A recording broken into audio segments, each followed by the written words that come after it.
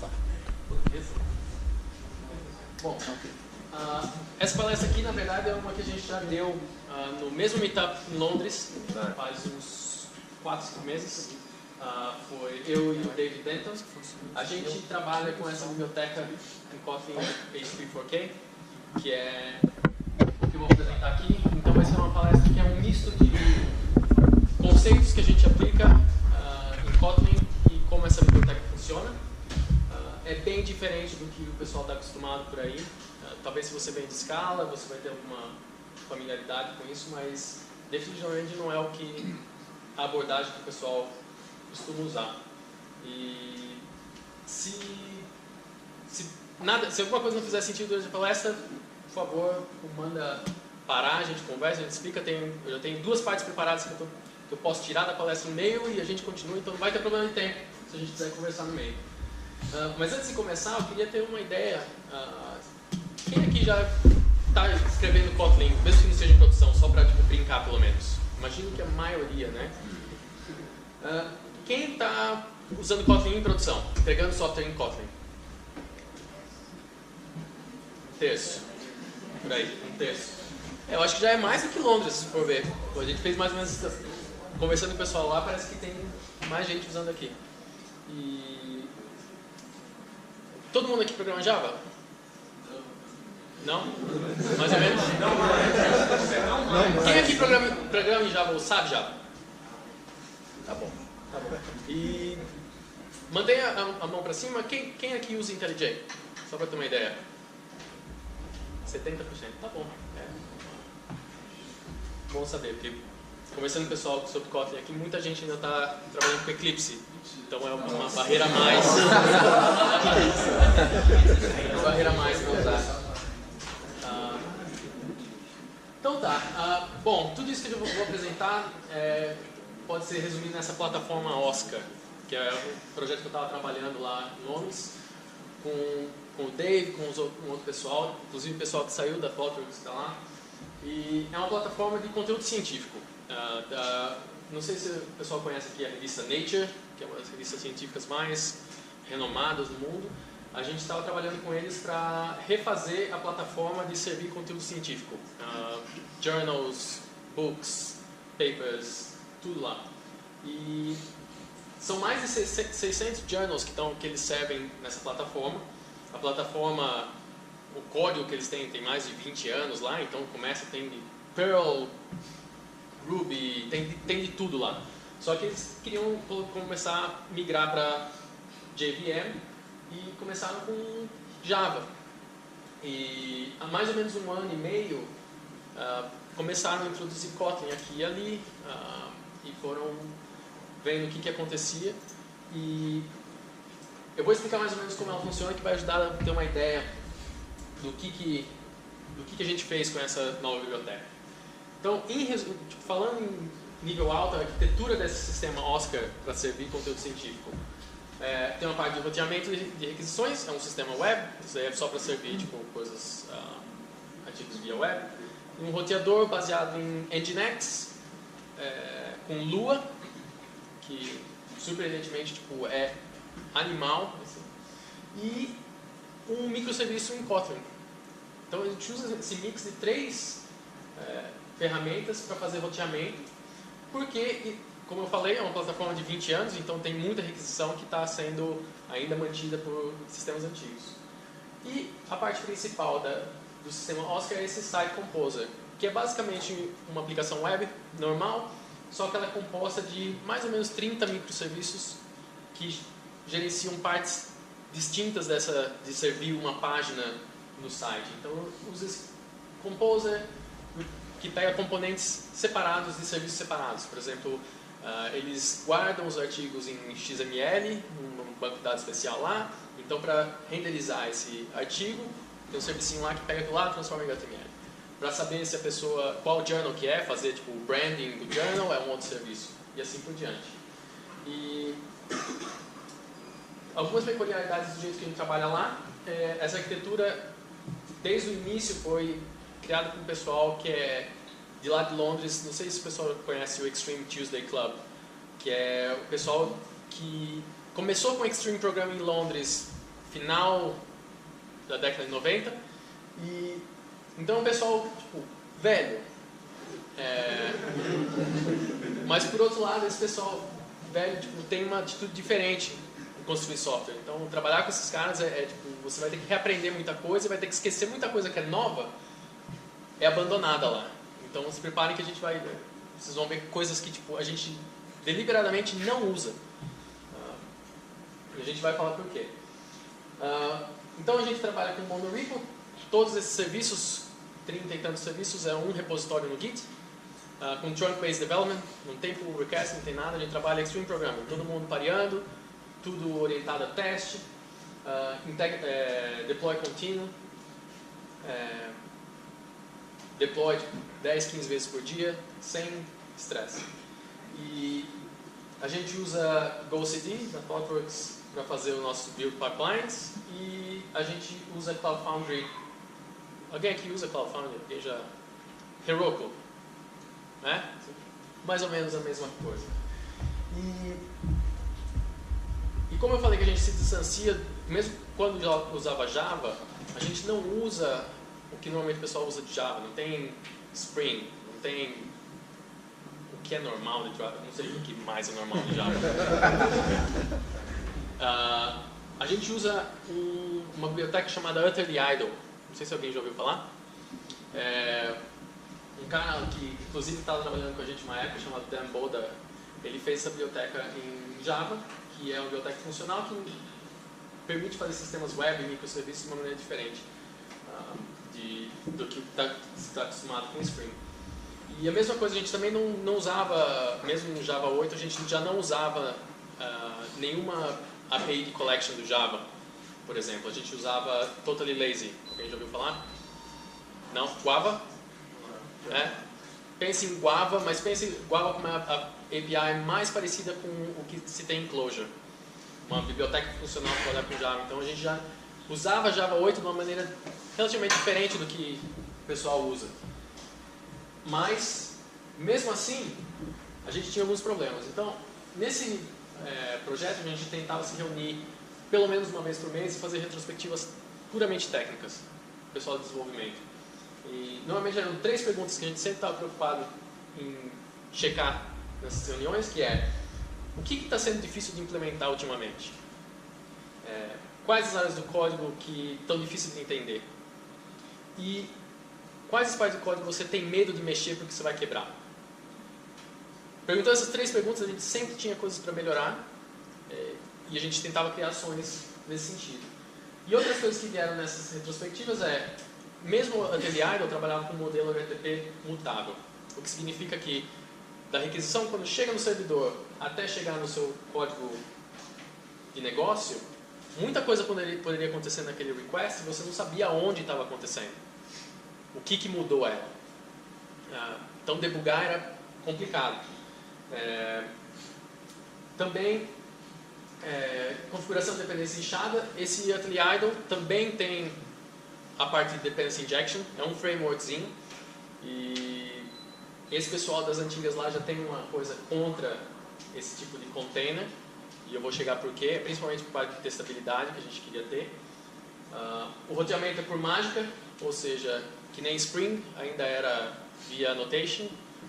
Você tem uma anotação lá, alguma mágica vai acontecer que quando uma requisição entra, vai cair num método lá. O que aconteceu do servidor até chegar no seu método é mágica, né? E tudo isso fazia coisas sendo difíceis de ser testadas. A gente sempre tinha que testar, ou começa uma aplicação inteira e usa alguma coisa tipo Selenium, ou você tem que fazer teste de unidade, você tem que remodelar tudo para conseguir testar por partes. E a essa altura a gente já estava começando a brincar com Kotlin. Não sei aqui quem conhece o NetPrice, do Growing Object Oriented Software Guided by Test. Ele estava já trabalhando com Kotlin em outros projetos dentro da empresa. Então a gente já tinha um suporte de outras equipes usando, tinha bastante gente já empolgada para querer usar Kotlin, né? Então, decidimos, vamos tentar começar de novo em Kotlin. Como a gente tem microserviços, é fácil de pegar pega o mais simples, joga fora, reescreve com alguma coisa nova. Outra coisa que é particular da Spring Nature é que a cada 2 semanas eles fazem Hack Day, que é um dia para você experimentar ideias diferentes, aprender, fazer qualquer coisa. E num desses dias eu peguei um desses caras das antigas, falei, vamos parear e vamos ver. Tem todas as partes que a gente não gosta, tem as partes desse framework que você acha estranha. Vamos tentar fazer alguma coisa diferente, ver o que vai funcionar. E em um dia foi suficiente para a gente criar tipo, um wrapper nesse Ugly Idle que transformou. Ele não era mais um framework, era uma biblioteca. A gente podia pegar só uma partezinha, criar uma requisição, criar um request, criar um response, fazer alguma coisinha assim para ver o que acontecia. Já era mais fácil de testar, já não tinha que criar tanto código. Roteamento, sem mágica, sem annotation. Vamos fazer um negócio assim. If method equals get, vai ali. Se URL equals URL que você definiu, vai ali. E começamos a brincar com essa ideia de Server as a Function. Que eu vou explicar um pouquinho o que se trata. Alguém aqui já ouviu falar disso? Server as a Function? Tá? Bom, nasceu do Twitter e tem 2 conceitos principais, que é de Service e de Filter. Eu vou mostrar tipo, o código original do paper. Não se assustem, a gente não vai chegar perto disso. Então, um sistema, a ideia de Server as a Function é o servidor representado por funções assíncronas. Então, um serviço genérico com request response significa que você passa um request e você, a algum ponto no futuro, você vai receber um response. Tranquilo até aí, né? Não tem muito mistério. E o segundo, filter. Que toda a preocupação geral de transformação de entrada e saída vão seguir essa outra funçãozinha, que já não é tão simples. Então, um filtro de o tipo de request de entrada e tem um tipo de request de saída, mesma coisa, vai transformar um no outro. Daqui é meio complicadinho. Não precisa lembrar disso aí, que a gente vai esquecer isso aí daqui 10 minutos. Tá? Mas a ideia é, tudo que não for seu domínio de aplicação, você consegue entrar com um filter. Então, se você tiver que fazer login, você pode pegar tipo, uma função dessa aqui, encapsular dentro de um filtro que vai fazer o log antes, depois. Se você quiser fazer métrica, quanto tempo está levando o request, você cria um filtro. Mas a gente vai ver como é que isso funciona em HTTP4K. E a implementação oficial de Server as a Function é Finagle. Alguém aqui já brincou em Finagle? Se o pessoal veio de Scala, provavelmente sim. Mas é um pouco complicado. Fintrospect foi criado pelo Dave, que apresentou aqui comigo, trabalha comigo no HTTP4K. Que é só mais uma camada em cima de Finagle. Finagle é complicado por vários motivos. Primeiro que é Scala. Então, tipo, tem muita coisa, tem muita mágica de Scala lá no meio que tipo, não é muito amigável. Segundo, que ela não ela é protocol agnostic. Significa que tipo, não é só para HTTP. Tem muita coisa que é generify, porque pode servir outros protocolos. Sendo que os sistemas que a gente desenvolve hoje em dia, pelo menos no nosso caso, 99% é HTTP. Se não for, a gente pode até usar isso aqui, naquele servicinho. E Fintrospect e Finagle, até Spring Nature usa em alguns lugares. E funciona, beleza. Como são serviços pequenos, está tranquilo. Então, a gente queria aplicar tudo isso em Kotlin. A gente queria usar tudo que tem legal do Kotlin para aplicar esses conceitos de Server as a Function. E daí começou HTTP4K, mais ou menos março do ano passado. São 4 conceitos básicos, que eu vou mostrar algum código aqui. Se tiver alguma dúvida, é só avisar. Então, primeiro, mensagem HTTP. Quem aqui está familiarizado com data classes? Né? O que a gente começou? Se você vai representar um request com um response, nada mais fácil do que fazer, eu tenho um data class request, data class response. Você já ganha de graça imutabilidade, você já ganha maneiras de manipular. A gente criou alguns syntactic sugar, tipo query, para mudar tipo, um parâmetro da requisição. Por trás dos panos é só um copy, não tem nada de mágica aqui.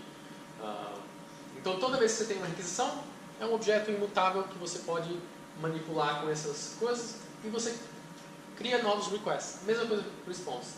E é tudo aqui básico do protocolo HTTP, que é método, URL, query, header, body, status de response, por aí vai. Então até aqui, tudo tranquilo? Básico? Em vez de service, a gente optou por chamar HTTP Handler. Não tem um motivo especial, mas é a mesma ideia que o paper propõe, onde o handler é um request response. É uma função simples, não dá para ficar mais simples que isso.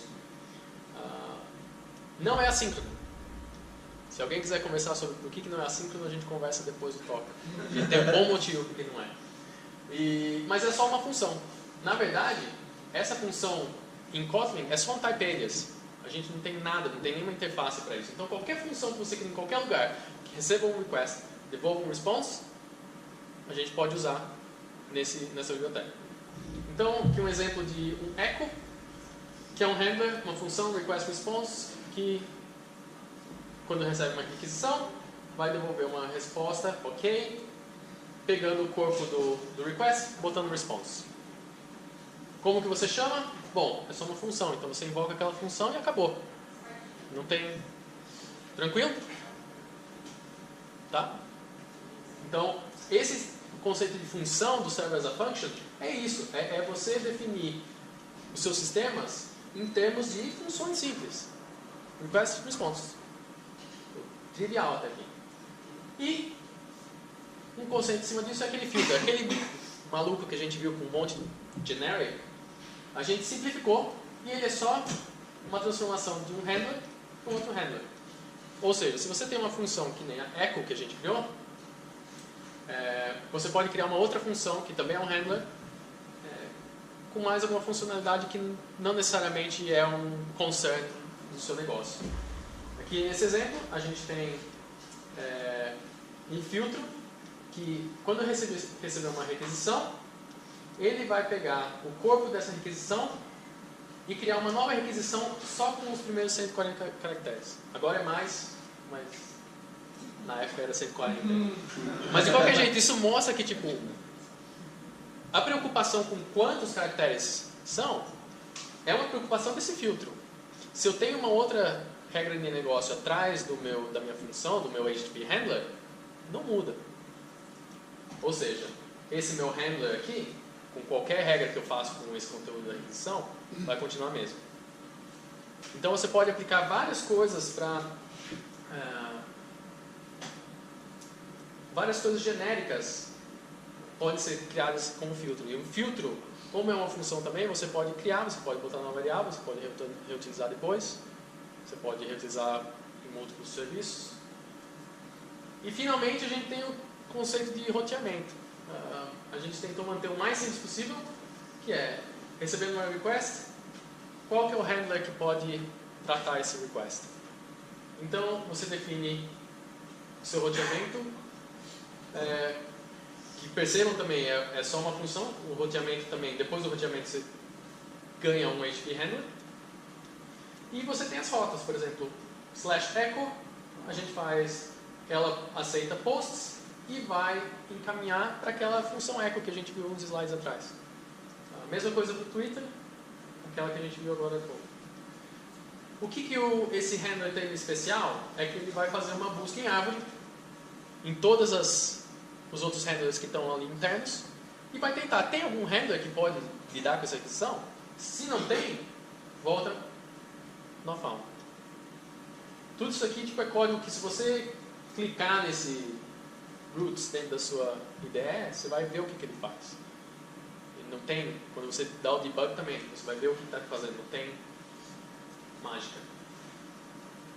E uma das consequências de fazer esse framework dessa maneira, que a gente tentou evitar mágica ao máximo, e assim, por mágica, a gente normalmente lá, quando a gente está falando de mágica, a gente está falando de três coisas. A gente está falando de container de dependency injection, para a gente é mágica. A gente tenta evitar o máximo possível.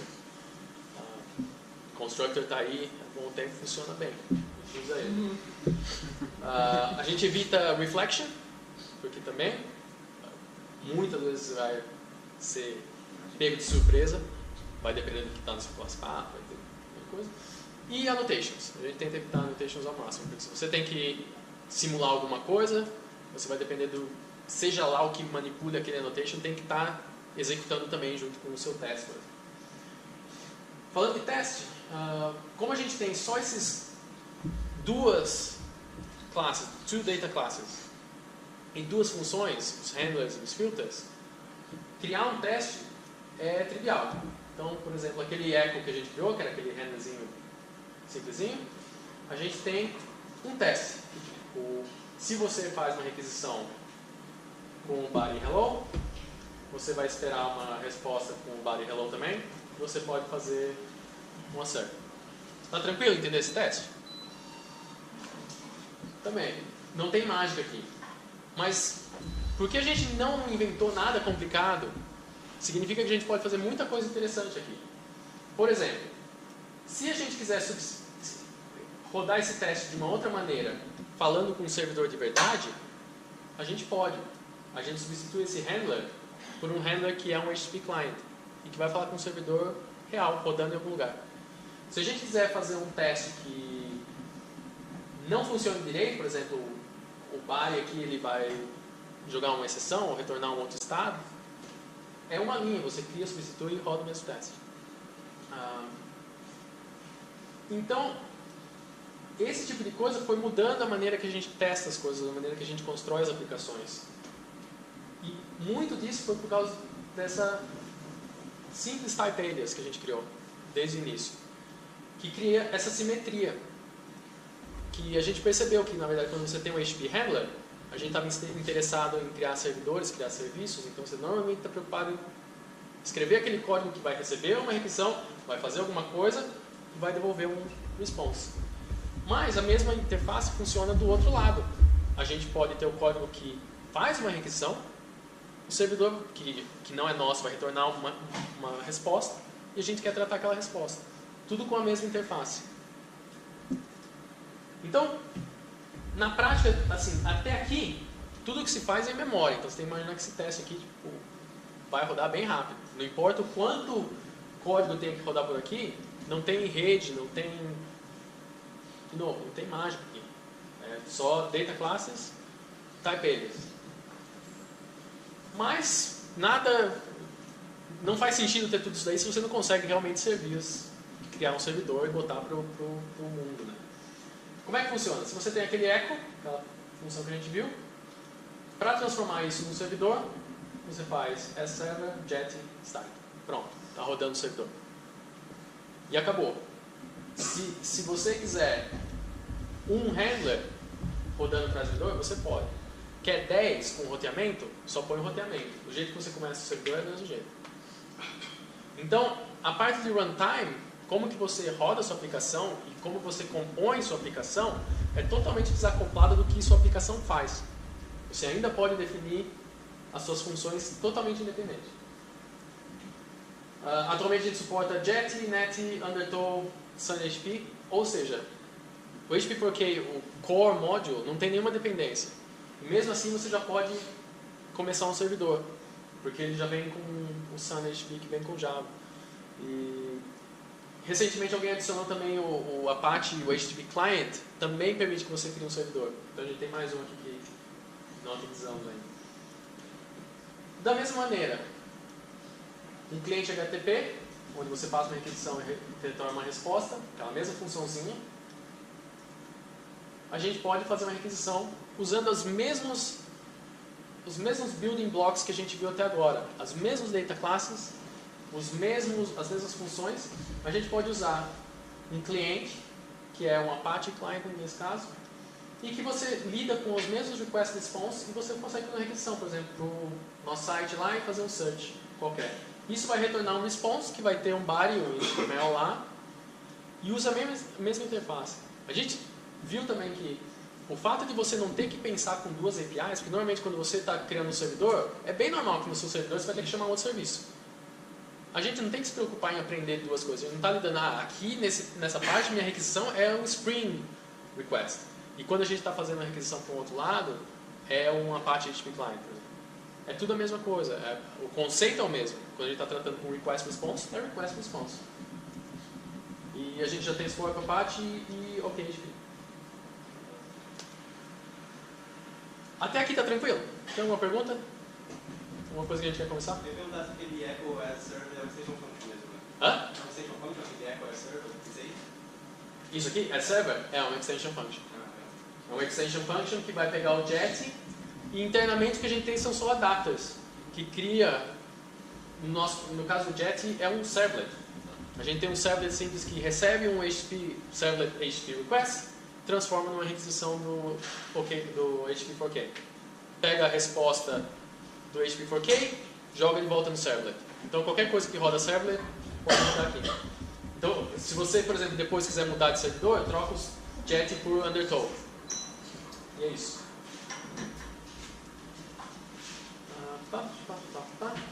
Cliente.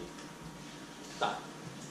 Até aqui a gente mostrou, e é tudo, não sei se vocês perceberam que é tudo, comparado com provavelmente o que vocês lidam no dia a dia, é meio low level, né? A gente está trabalhando com HTTP em termos de body, request, response, coisas que são quase ali no protocolo, você quase tem que saber o que o spec do HTTP permite fazer. Mas o mais normal é você vai ter isso aqui, essa função que é um handler, um pouquinho mais complexa. Então a gente fez uma um pouquinho mais complexa para mostrar o que você vai provavelmente fazer no dia a dia. Então você tem uma URL, /mine/btc, isso daqui é um URI template, ou seja, tipo /mine/1 vai entrar nessa função. A gente pega e extrai o valor do path, daquele request. Percebam que assim, isso aqui que vem é um string e é um optional. Então a gente faz essa coisa feia aqui, faz 10 aqui, transforma para int, ou seja, pode quebrar aqui também, para adicionar um.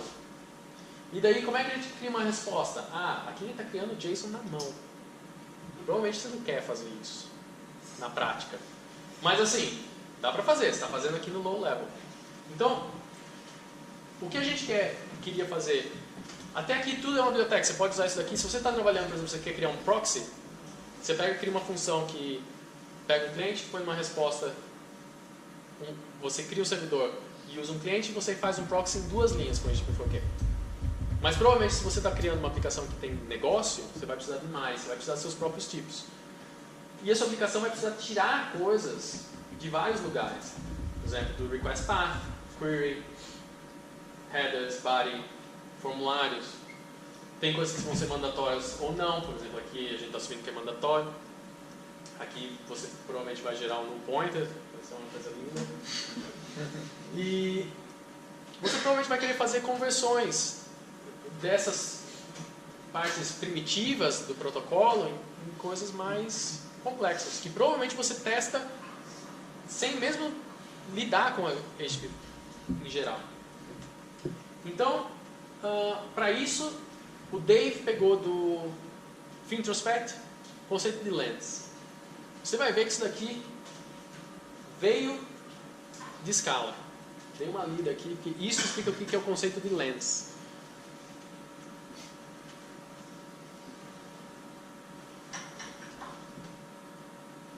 Dá para entender alguma coisa aí? Bom, dá para ver que a minha reação quando ele veio, não, a gente precisa botar lens, a minha reação não foi da dona. Eu falei, não, vamos botar isso daí não. Não é tranquilo. Não falei, isso daqui na biblioteca vai quebrar a perna de todo mundo que quiser usar. Mas, na prática, a gente pode simplificar o que lens representa. Lens, na verdade, é só uma maneira de extrair ou injetar valor em objeto complexo. Objeto complexo, no nosso caso, é a mensagem HTTP, Request and Response. Como tudo, é só uma função simples.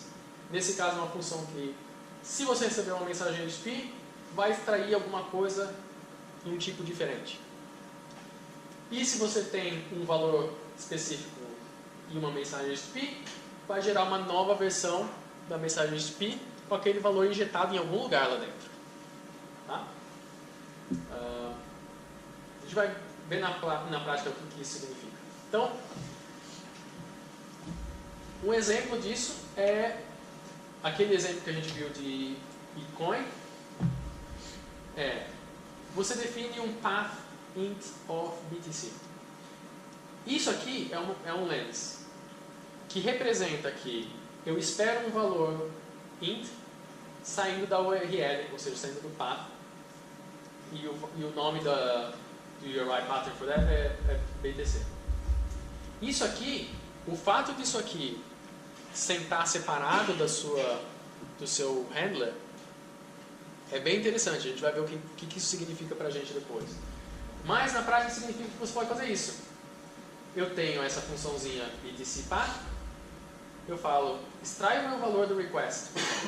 Ou seja, aqui dentro a única coisa que eu ligo aqui eu quero extrair o valor, que é um inteiro, que vai ser mandatório, e somar um valor. Tá aqui tranquilo? Tá vendo? A gente só adicionou um tipo e escondeu isso atrás dessa funçãozinha path int. E no HTTP porque a gente pegou os tipos básicos, inteiro, lista, enfim, a gente já provê uma lista de lens padrão para você usar. Então nesse caso, tipo, a sua função, seu handler aqui, está um pouco melhor. Pelo menos não vai ter que fazer o bang bang aqui. O bang bang é tratado aqui dentro. Se não tiver presente, ele vai largar uma exceção. E esse catch lens failure vai transformar essa exceção num erro 400. Lembra que tem os filtros lá? Os filtros são especiais para isso. Não é uma preocupação dessa sua aplicação se isso está lá ou não. A única coisa que eu quero fazer aqui é somar um número. Se o valor não estiver lá, vai ter um filtro que vai cuidar disso. O segundo exemplo é... Bom, eu falei que... Uma pergunta desse exemplo. A única coisa que me preocupou disso me pareceu que para testar esse cara fica mais difícil, porque você acabou de tirar uma função que era pura e deixou ela impura. Sim. A função não é pura nesse caso, isso está certo. Mas normalmente do jeito que a gente organiza isso daqui, esse HTTP Handler, que é a sua aplicação, vai ter todo o contexto incluído lá. A gente compõe várias funções e as coisas que elas dependem, por exemplo, o BTC Path, ali dentro. Então, ainda é testável, mas você está certo. O HTTP Handler aqui não é uma função pura. Vai ser pura se você continuar lidando com tudo na mão aqui. Mas como eu falei antes, o mais normal é que dentro do seu handler você quer trabalhar com os seus tipos. Então nesse caso eu tenho o meu BTC, o tipo aqui que é um pouquinho mais especial que o value e define o seu próprio plus aqui, que soma os valores e que um outro BTC. Então tem o seu próprio operator aqui. Isso significa que aqui no seu handler pouca coisa muda. Porque o que você permite fazer, o que você pode fazer agora com os seus lens é definir um lens diferente que não só pega o inteiro, mas você pode fazer um map para o seu tipo. Ou seja, quando você falar extrai da minha requisição usando BTC Path, o tipo que eu vou pegar aqui já vai ser BTC. E a gente tem outros, por exemplo, formulário é um caso normal. Você fala assim, me extrai o formulário do body. E ele vai extrair um tipo, webform, com todas as coisas lá. E você pode map esse formulário para o seu domínio, para o que aquilo representa. Está aqui tranquilo? Sim? E o terceiro exemplo é aquela parte do JSON que a gente tinha ali. Você também não precisa criar o JSON na mão. Do mesmo jeito que a gente pode usar lens para extrair um valor, a gente pode usar para inserir. Nesse caso a gente usa esse body auto minecoin, que a única coisa que ele esconde ali é um JSON, uma conversão para JSON, e ele também vai botar o content type na resposta. Do mesmo jeito que a gente faz o extract aqui, a gente pode falar para o meu JSON body, eu quero injetar esse novo valor numa resposta que por padrão é OK. Ou seja, vocês percebem aqui que isso aqui que era bem low level está começando a ficar um pouco mais high level. E você consegue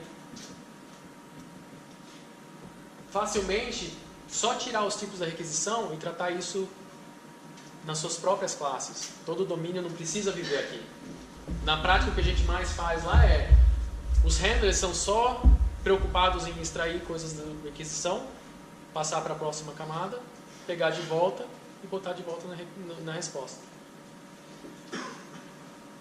E isso é a parte de Lens. Então não é tão complicado quanto aquela descrição inicial.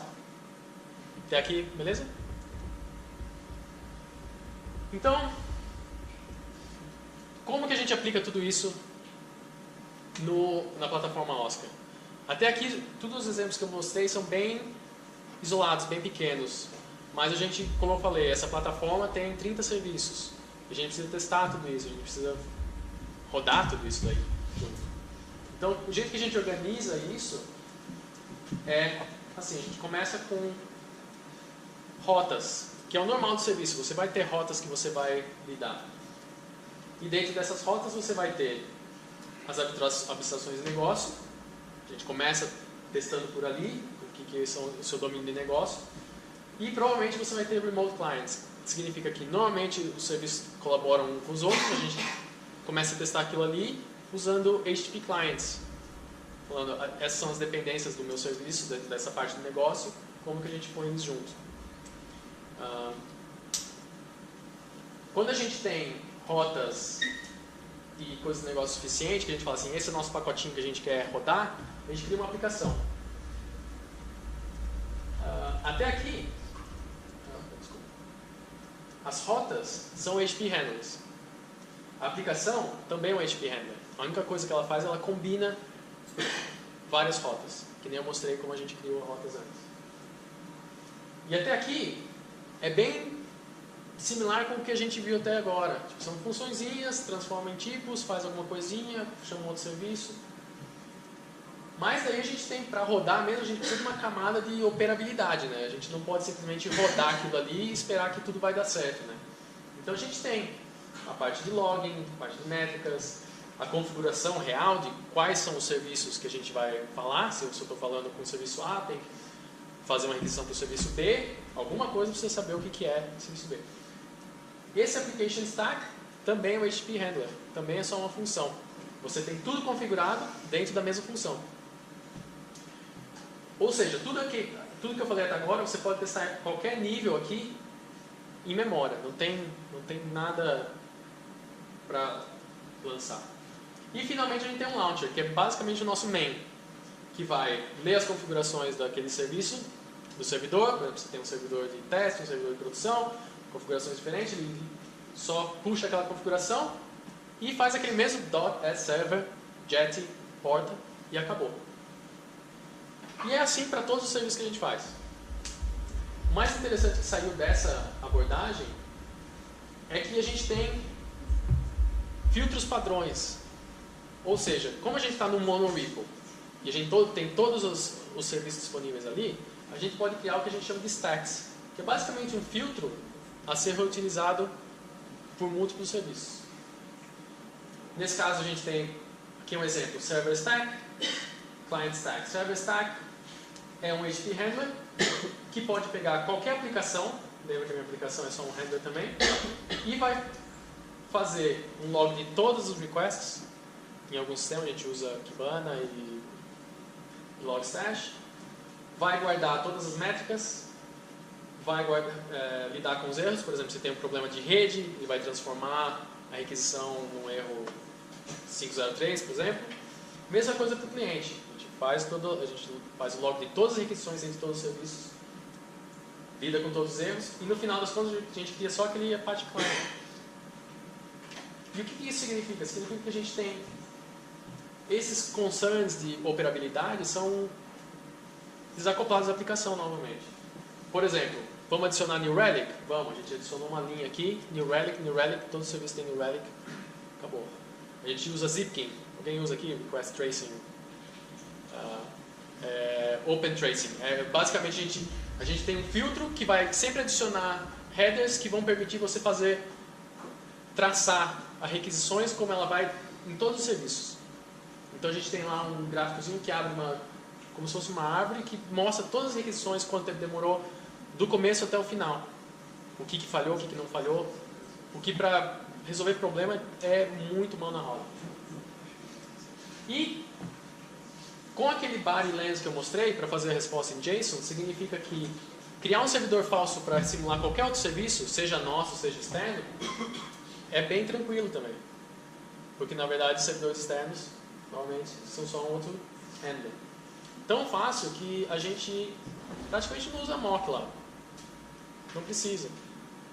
É mais fácil a gente usar um body lens, criar uma classezinha que tem algum estado ali para simular o teste que a gente quer e injetar isso na aplicação.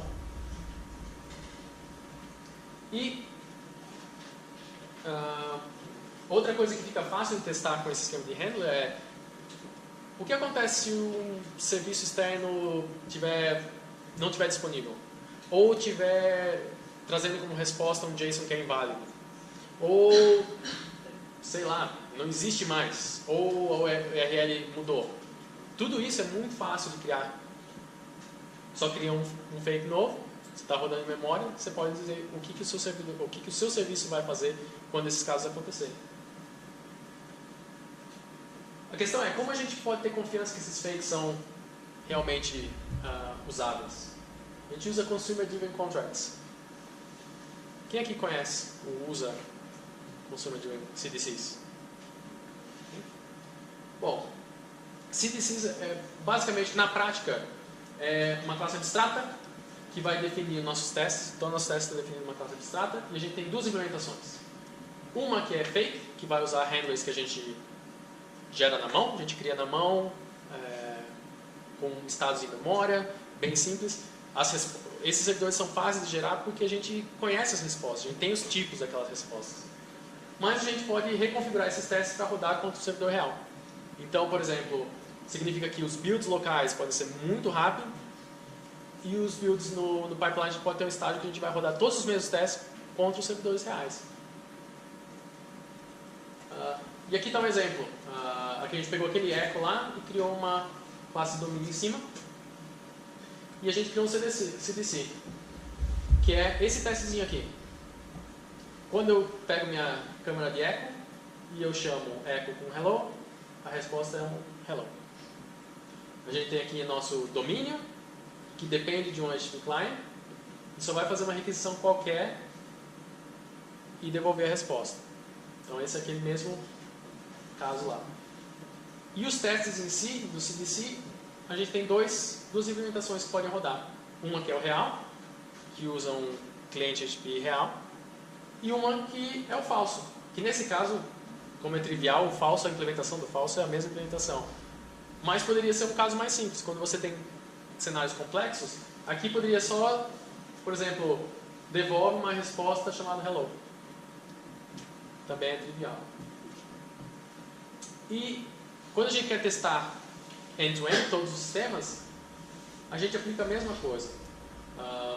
Aplicações externas, todos os serviços, quando falam uns com os outros, são HTTP handlers.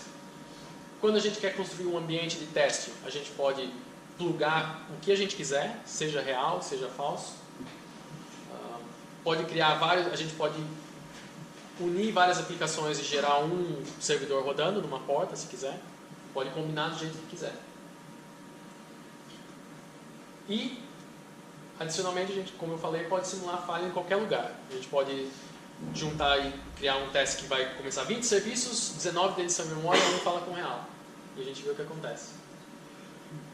Ou seja, onde que a gente está com a plataforma Oscar agora? Todos os nossos serviços são Kotlin.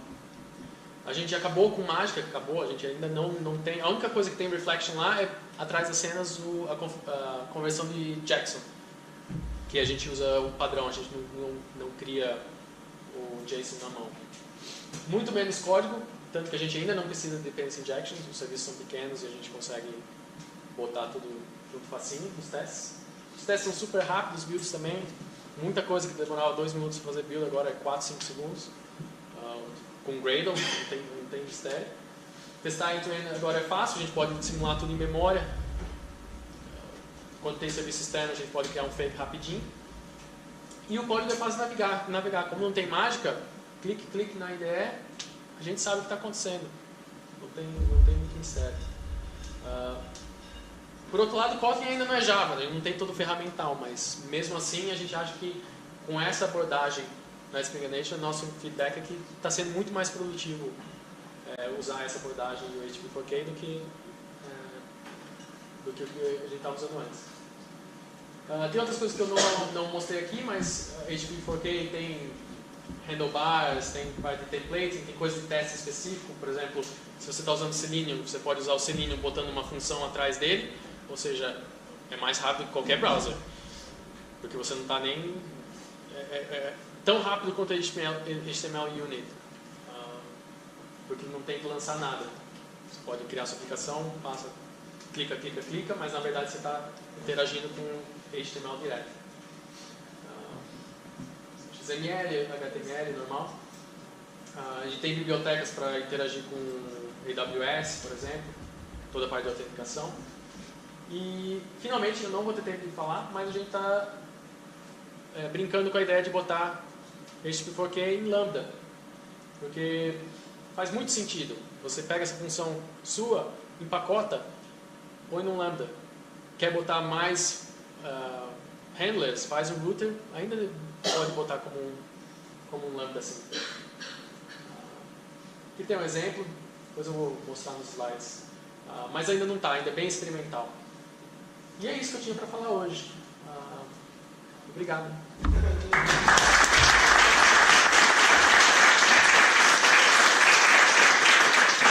Uma pergunta? Dá tempo de pergunta? Não sei se alguém tem alguma dúvida. Não? Não, se não quiser falar agora, a gente pode me chamar. Você falou de microserviço. Como que funciona a comunicação com HTTP4K e microserviço? Você está fazendo HTTP mesmo? HTTP, sem problema. Só usa o client? Só usa HTTP client entre um e outro.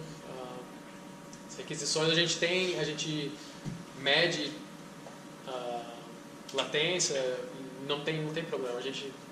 E assim, uma coisa que é particular do nosso domínio, que eu não falei, é que a Spring and Nature, 90% do que eles servem é read-only. Então a gente pode fazer cache bem agressivo. Aí você faz o cache onde? Fastly, eles estão usando. Então, tipo, a gente pode ter requisições que demoram um pouquinho mais, que não tem problema, ainda o caching toma conta de tudo ali. Então, mesmo que você tenha muitos serviços e estejam falando muito entre eles, até agora não tem problema. Mesmo o roteamento, que é um microserviço separado do Nginx, é rápido o suficiente que a gente não tem problema. Vocês têm alguma coisa de secret rate também? Tem. A gente está usando, até a gente adicionou recentemente o Resilience4j, que é o que a gente está usando lá, que na verdade é só um filtro. De novo, antes a gente usava Restricts, substituir por Resilience4j, foi só mudar o filtro, todos os serviços no próximo deploy estavam lá e não teve mistério. Você falou do suporte ao P33, você pode usar os interceptors, se eu tiver usando interceptors do Android, poderia usar os mesmos interceptors dele? Pode. A gente, na verdade, assim, eu sei que HTTP4K, bom, eu tenho o quê? 9, 10 meses. Tem muito banco usando lá agora. A gente não sabe ninguém que está usando em Android. Seria até legal ver se alguém está querendo brincar, a gente pode dar o suporte, porque a gente está direto no canal do Kotlin Lang, se tiver dúvida, a gente está lá no Slack e a gente responde. Tem bastante gente usando o WebDriver, tem bastante gente usando o servidor, não sei de ninguém usando o Android. Eu acho que um problema do Android nesse caso é que tem alternativas menores de biblioteca. Se o seu problema for tamanho, eu acho que o OKHTTP mais o Core vai dar lá uns 300, 400k para adicionar na sua aplicação. Então tem muita gente que prefere não usar. Mas tem essas vantagens, que se você desenvolver assim, no Android, tem as vantagens para testar a comunicação entre o Android e o servidor, vai ser outro nível, né? Então seria interessante ver se alguém tem esse case. Certo? Não? Obrigado, gente.